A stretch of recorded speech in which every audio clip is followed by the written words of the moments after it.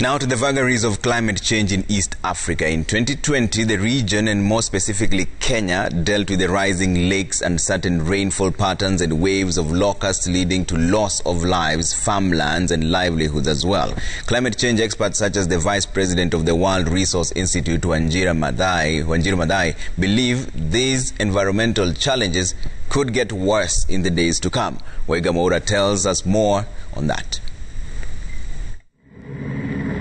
East Africa witnessed a trifecta of challenges last year as the region grappled with the coronavirus pandemic, torrential rain and flooding, and hungry swarms of locusts that threatened to decimate the crops of entire counties in Kenya.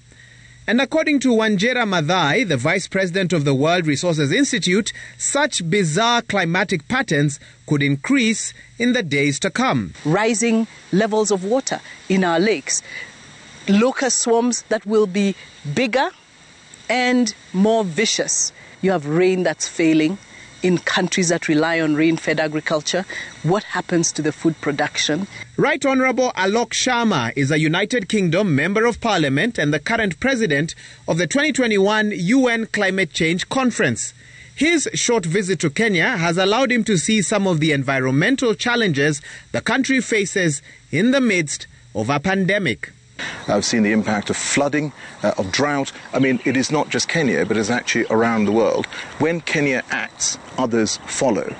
And therefore, what I want is, over the coming months, to work with my friends here in Nairobi, across Kenya, so that we can amplify that leadership from Kenya. 3 years ago, the International Monetary Fund called on developed nations to take urgent measures to help climate-vulnerable developing countries like Kenya better cope with the impacts of climate change. Big emitters who hopped on the industrialization bandwagon early on and have benefited from huge carbonization that has caused the problem we're in must pay for what they have done by helping countries like Kenya to quickly adapt towards protecting themselves against the worst of climate. To be able to deliver on a lot of these policies, we need to ensure that donor countries are stepping up. They're delivering on this $100 billion a year that was agreed. Because what is really important when it comes to climate and development is that the finance that comes with this is actually getting to the projects that are needed. As Kenya, like the rest of the world, grapples with harsh economic times and lockdown measures, the environment seems to have been put on the back burner, which could be a dangerous reality for any country. There is a win-win here, and that's what I've been discussing in Kenya.